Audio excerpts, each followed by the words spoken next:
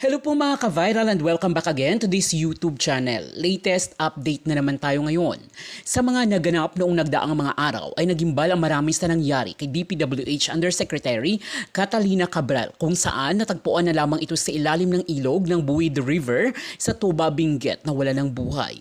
Ito'y sa gitna ng investigasyon ng Independent Commission for Infrastructure or ICI at Blue Ribbon Committee ng Senado sa nangyaring malalim na korupsyon sa DPWH hinggil sa mga flood control projects at iba pang mga infrastructure project na umaabot ng bilyon-bilyon na pera na nagpagalit sa maraming Pilipino. Nagiging sentro ngayon ng investigasyon at naging person of interest ang driver at bodyguard nito na kasama nitong pumunta ng Baguio.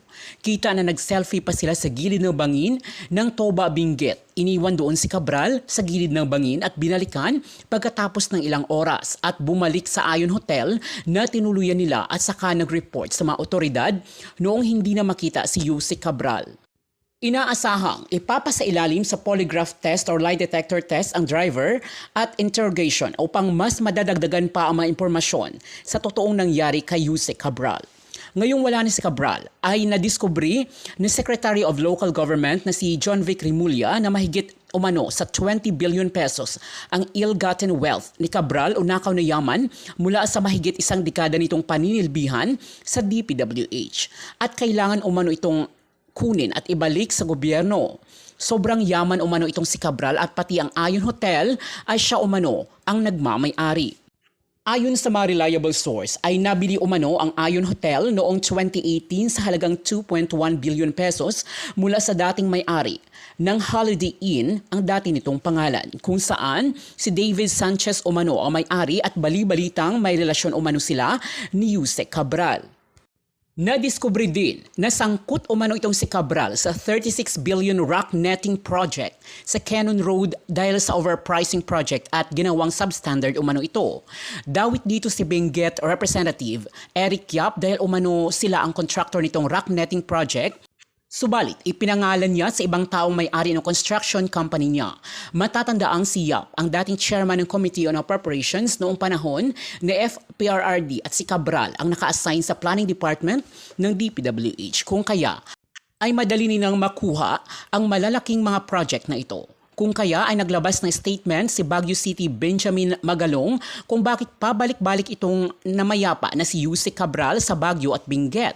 Yun pala ay meron umano itong kamiting na contractor na meron umanong utang sa kanya na kanyang sisingilin. Sa pag-iimbestiga ng mga otoridad ay nadiskubre sa Ayon Hotel na tinuluyan ni Cabral at ang driver nito ang mga antidepressant na mga gamot at melatonin na mga pills na para sa insomnia dahil umanong sobra ng balisa at hindi na makakatulog si Cabral sa sobrang stress. Okay. So mga kabunyog, mga kababayan, ayon kay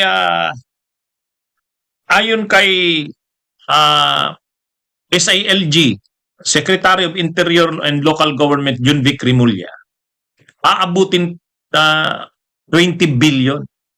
Ha? Hindi ko gawa-gawa yan, mga kabunyog, lakihan ko nga ito. Ayan o. Ayan o. Sabi yan sa Philippine Star. Balita sa Philippine Star. Cabral's ill-gotten wealth may reach 20 billion pesos. Junvic. Yan po yung yan yung sinabi ni SILG Junvic Rimulya. Aabutin umano ng 20 billion pesos. Paano niya na-estimate yan? Mahigit 40 years sa DPWH si dating ang yumaong si Yusek Cabral. Mahigit 40 years. Pero hindi naman siya kaagad-agad mataas ang posisyon. Nonong Raymond, salamat sa pag-send ng stars, ha? Hindi naman kaagad mataas yung posisyon niya. Nagsimula siya sa rank and file lang. Yung ordinaryong engineer lang. Pagkatapos, na-promote, yung talagang mataas na yung posisyon niya, yung Yusek na siya, mga isang dekada. Mga isang dekada na siyang undersecretary sa planning. Yung kanyang kapangyarihan ngayon na halos parang siya yung gatekeeper ng DPWH. Kapag pagdating sa mga insertion, sa mga projects, sa kanya dumadaan. Ngayon, yung kanyang kapangyarihan na yan, diyan siya nakakakuha ng mga porsyento. Yung kapangyarihan niya na yan. At sabi ni Junvic Rimulya, kung 10 years lang o isang dekada, maliit ang 20 billion. Maliit ang 20 billion. Kaya mga kabunyog mga kawayan, sabihin na daw na 20 billion ang kanyang ill-gotten wealth. O yan, ganyan kalaki. Ha? At ano yan yan daw ay ano na, mababang estimate na yan. Ha? Mga kabunyog, mababang estimate na yan. Pwede. Pwede talagang ganyan. Kasi sila Alcantara nga, district engineer lang yon. At saka hindi naman ganun katagal yung transaksyon nun, yung sindikato nun. Hindi ganun katagal. Pero billion din ang perang hinawakan. Ganun din si Yusek Bernardo. Si Yusek Bernardo, mas maliit ang kapangyarihan nun kaysa dito kay Cabral. Kaya itong si Cabral, yung 20 billion na sinasabi ni Junvic Rimulya, maliit pa yan. Pero i-assume na nating 20 billion nga. So ganyan mga kabunyog, mga kababayan. Grabe, Kaya siguro, tingnan nyo yung ang isa nga sa mga naging issue, isa sa mga nabuksan na issue sa pagkamatay ni dating DPWH Undersecretary Cabral ay yung controversial na Ayon Hotel. Yung Ayon Hotel. Naungkat yung Ayon Hotel na yan, lumabas yan nang mamatay si Yusek Cabral. Kasi ang lumalabas, ayon kay Junvic Rimulya din, ang may-ari talaga niyan ay si Yusek Cabral Si Yusek Cabral. Ay nabili daw ito sa 2.1 billion. Imagine niyo. Doon pa lang nang binili yung dati kasing Holiday Inn yan Dating Holiday Inn Hotel ay Holiday Inn. Ngayon nung Holiday pa yan, ang pangalan pa niyan ay Holiday Inn, binili daw yan 2.1 billion. Nung 2018, nung nabili yung Holiday na yan, nakapangalan kay David Sanchez, Engineer David Sanchez. Itong mga Sanchez, lalo na itong si Engineer David Sanchez, pinapaniwalaan na ito'y may relasyon daw yan kay Cabral. Ayon na rin sa mga lumalabas kasi sa Billionaire News Channel. Kaya nang nabili yung hotel na yan, 2.1 billion. Sabi nga natin, saan kukuha si Yusek Cabral ng pambili niyan? Yung pala. Sabi ni Junvic Rimulya, mga 20 billion. Kaya yung hotel na yun na 2.1 billion, maliit pala yun, Kaya mga kabunyog, mga kababayan, itong pangyayaring ito itong issue ngang ito na nabili daw yan hotel na yan, ang pangalang na nakaprontera lang, si David Sanchez. Ito daw di umano ay mayroong relasyon kay Cabral. Tapos, nung mainit na ang issue ng hotel na yan, bininta kay Eric Yap. Nitong 2025 lang. Ang bumili naman, yung dami naman ni Eric Yap, yung Robin Tan. Yun naman ang bumili. Kaya mga kabunyog, mga kababayan, grabe. So, anong nangyari dito? Ang nangyari dito, sabi nga ni Magalong, so, anong binabalik-balikan? Anong binabalik-balikan ni Cabral sa Baguio City, sa Benguet? Hindi naman yan pupunta ng pabalik-balik ng Baguio City at Benguet kung wala. O kaya sabi ni Magalo, naman yan alam naman na yan na yung controversial na rock netting project, 36 billion yon mga kabunyog.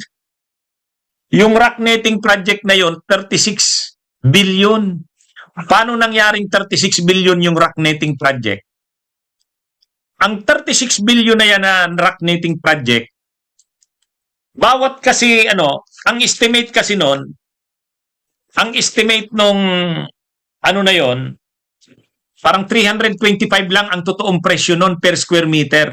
Yung totoo Ngayon, nang sinabit yung proposal ng DPWH, 1,400 na per square meter. Kaya 36 billion ang estimate na nakurakot diyan sa rock netting na yan. Ang rock netting, di ba mabundok ang Cordillera, yung Benguet, yung Baguio, mabundok yan. Ngayon, para yung mga sasakyan na dumadaan dun sa highway, sa Cannon Road, sa Nagilian, ganyan. Sa Cannon Road, para hindi mahulugan ng mga bato, kasi nag-i-slide yung mga bato, yung mga falling materials galing sa bundok, linagyan ng net. Kaya ang tawag rock netting. Pero ang budget, kung yung totoo lang na budget 325 per square meter. Pero nang naaprubahan yung budget, 1,400 pesos per square meter. Imagine niyo yung patong. Imagine niyo yung patong. Kaya, ang kinita daw dyan sa maanumalyang transaksyon na yan ay 36 billion pesos. Sino ang dyan? Sino ang may kagagawan niyan? Ang panahon pa yan ni Duterte. Panahon ni Duterte. Ang Appropriations Committee Chair noon ay si Eric Yap. Si Eric Yap. At itong si Eric Yap, katransaksyon ni Cabral, ayon kay kila Jun Vic Rimulya, katransaksyon yan. Ang nagsagawa ng proyekto, yung mga construction companies ng pamilya ni Yap, yung Silver Wolves, ayun. Tapos, gumamit lang ng mga dummy.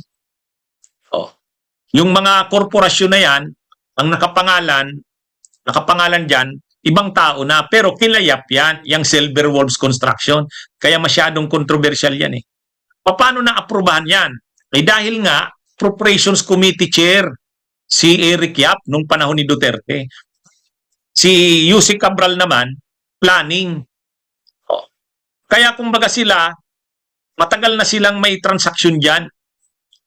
At kahit nung panahon ni Marcos, panahon ni PBBM, mula 2022 to 2025, may 16 billion pa rin na mga proyekto si Eric Yap.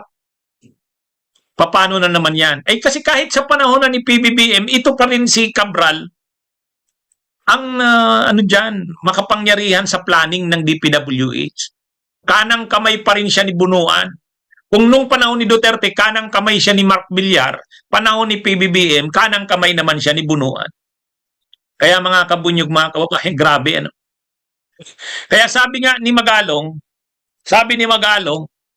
hindi, talaga namang babalik-balikan ni bakit binabalik-balikan ni Yusek Cabral ang Baguio, ang Benguet? Marami siyang transaksyon dito eh.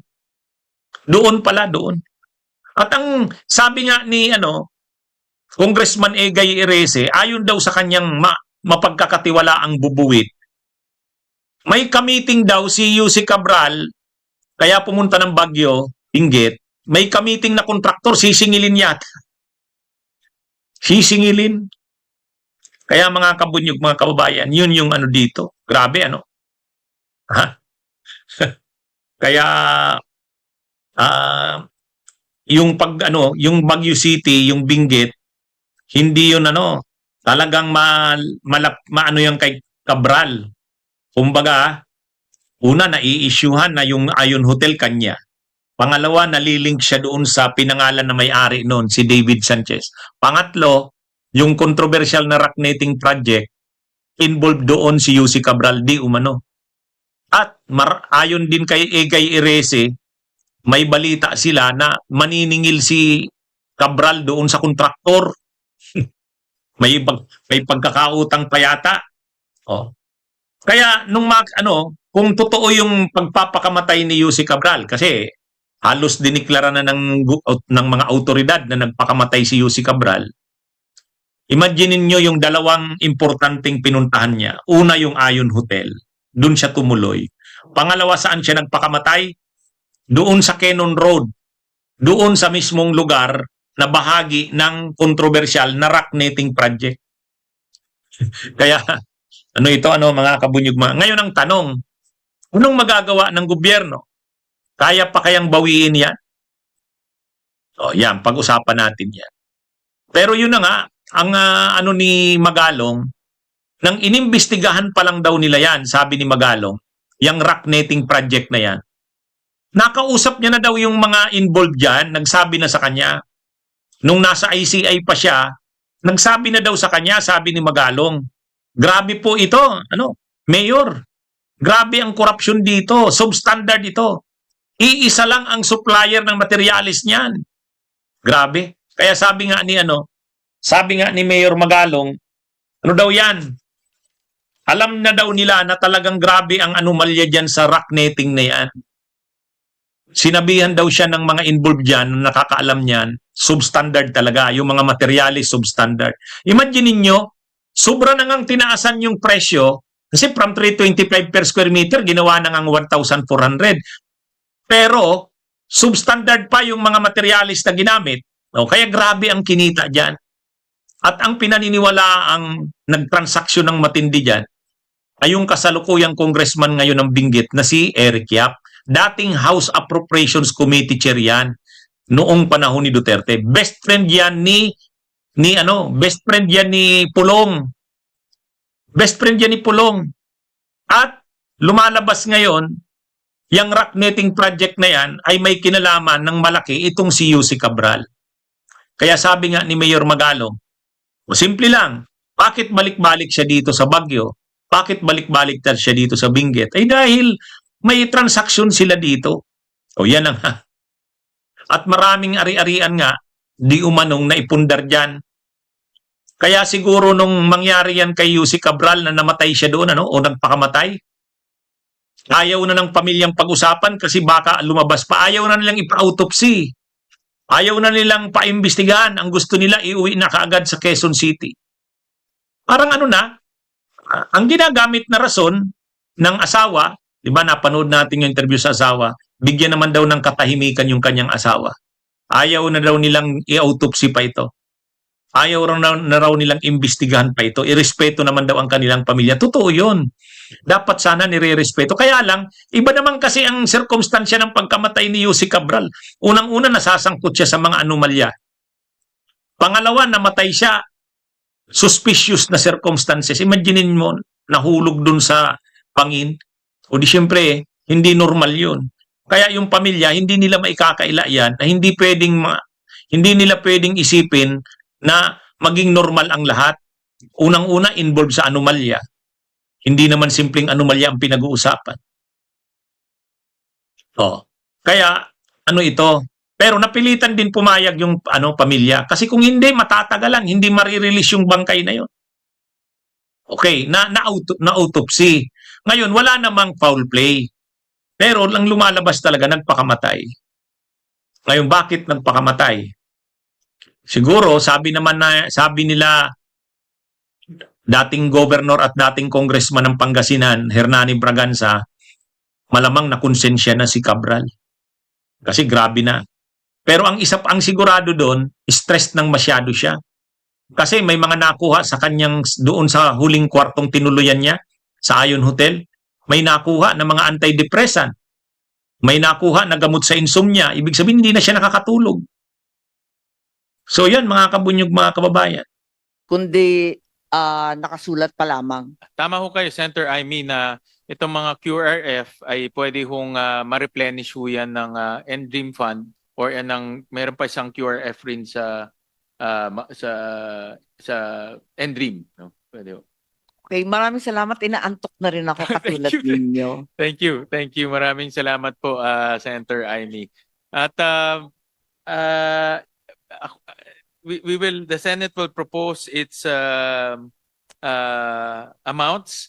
Pero bago ko po i-propose yung amounts po ng Senado, gusto ko lang po i-announce sa ating mga kasama yung resulta ng pag-a-apply po ng CMPD na ibinigay po ni Secretary Dizon, address po sa chairperson ng Committee on Finance, December 15, 2025. So nagbigay ho siya ng mga bagong adjustment factors. I'll furnish the BICAM members of these adjustment factors para makita niyo ho. At in-apply ho natin to kahapon, no? Tuesday. Nakakalimutan ko na nung araw. Pero kahapon po, in-apply ho natin. At actually ho, normally 2 weeks kailangan po i-apply itong adjustment factor. Pero pinilit ho natin matapos in 2 days. So after 2 days po na in-apply to all 10,000 projects, ang savings na nakuha ho natin is 20.7 billion pesos. No? So ito po yung savings na nakuha ho natin from the reduction of overpriced materials. So again, ulitin ko, base po doon sa submission ng DPWH, sa bagong submission ho nila, na dito po sa bagong adjustment factor, pinasok na nila yung logistics, pinasok na ho nila yung hauling cost at iba pang mga cost. So naging mas near actual, no? Hindi pa siya actual but near actual na po yung cost nila. At in-apply ho namin yan to all 20,000 projects. So ang resulta ng na savings na nakuha ho natin ay 20.7 billion pesos. So confident po ako sabihin na wala nang overpriced na materyales sa loob po nitong budget na ito. Yes, Senator Mr. Kiko. Chairman, just to backtrack a bit, kung maalala natin nung pinatawag natin dito si Secretary Vince Dizon, sabi niya, tinatanggap niya dun sa hearing na overpriced nga yung mga cost of materials. And dahil overpriced, sinabi niya, babaan ninyo sa Senado sa hearing at tayo naman ay gumawa ng computation base sa mga sinabmit nila at nauwi dito sa estima na 45 billion sa local projects ang dapat tapyasan. After that, bumalik sa atin ang DPWH at sinasabing, teka muna, ibalik ninyo sa 45 dahil mali ang computation, hindi 45 billion. In fact, sabi nila, at dahil pag kinaltas ang 45 billion, nagpaliwanag sila rito, may mga proyektong hindi maiimplementa dahil nagkamali. In fact, they sent us a letter the other day Yes. acknowledging that there was an error in the computation. And after which it was agreed that they would submit a new computation. And this is the new computation which validates and vindicates Yes. the Senate's position that indeed malaki ang dapat tapyasin. At nung kinumpute nila, sinama na rin yung hauling, ibig sabihin yung tracking, logistics, ng materyales na kasama dapat sa costing. Ayun, lumalabas hindi 45 kung hindi 20.7 ang overprice. So, yun ang dapat natin ngayong tapyasin at para matugunan yung tamang computation. Thank you, Mr. Chairman. Kayo, Senator Kiko, at yun naman po yung makikita ho natin pagbasa ho nyo na may mga mas maliliit na amounts dahil ito po yung application na nung 20.7 billion pesos. At ang kagandahan ho dito, ang proposal po ng ating mga senador, lalo na si Senator Loren, si Senator Pia Cayetano, Senator Risa, ang proposal ho nila, ilagay ho natin sa PhilHealth. No, dahil ang national government ay hindi ho nagre-remit ho ng tama sa PhilHealth. Dapat po ang remittance ng PhilHealth for 2026 is 69 million pesos, 69.7 billion pesos. Ang na-remit lang ho o i-remit o ibibigay lang ho natin through the GAA is 53.2 billion pesos. May 16.5 billion pesos na kulang. At alam ko si Senator Loren very consistent dito. Si Senator Pia, Senator Risa, yung tatlong Maria, very consistent sa na dapat ibigay sa PhilHealth. So ngayon, yung natipid ho nating 20.7 billion, 16.2 billion doon ay ilalagay po sa 16.5, sorry. Medyo ano na ho. 16.5 billion ilalagay po sa PhilHealth. Yung natitira naman po na 4.2 billion dahil po maraming mga lugar ang nasalanta, marami ho tayong mga lugar na tinamaan po ng bagyo or earthquake, ilalagay naman po yung 4.2 additional sa NDREAM Fund. No? Para po matulungan ho natin yung mga kababayan natin na nasalanta po ng bagyo at ng lindol. So yung natipid, Mr. yes. Chairman, para lang dun sa mga nakikinig, ano yung ENDRI? National Disaster. Oh yes. Kasi baka sabihin nila, ano yung ENDRI Fund? Batas namin ni Sir. Senwin, for the record lang po, the proposal to put in the remainder sa NDRRMF that emanated from the House as well po. So it's a shared discussion po. Opo, just wanted for the record po kasi maganda po na kombinasyon po siya ng PhilHealth at ng NDRRMF para po sa calamity response. So we also believe similarly we share the view. Alam naman lahat po tayo dito. We share the view that if ever tatapisin po to sa DPWH, kailangan maganda po yung patutunguhan noong tinapyas natin. And the common belief is, una nga po, we agree po with Senator Lauren, magandang idea po yung PhilHealth. And yung sunod po, yung NDRRMF, yung Calamity Fund po. I would like to thank the chair, both chairs actually. This is not the decision of one or two senators. It's a decision of Congress, House of Representatives, and the Senate. First, we acknowledge and are grateful to the House of Representatives for putting in the HGAB the 60 billion which came from the 2024 cut of the DOF. So nandyan na sa HGAB na nasa Senate version. Ang pinapag-usapan natin ngayon na dadagdagan ng 16.5 billion ay yung NEP na 53 billion na ayon sa sin tax law ay kulang ng 16.5. At yun ang aming palaging sinasabi sa plenaryo. Salamat sa dalawang chair na nag-agree, nag-meeting of the minds ang dalawang bicameral panel na yung buong 16.5 kasama ang 53 billion sa National Expenditure Program para sa 2026 earmarked allocation mula sa sin tax law ay buo.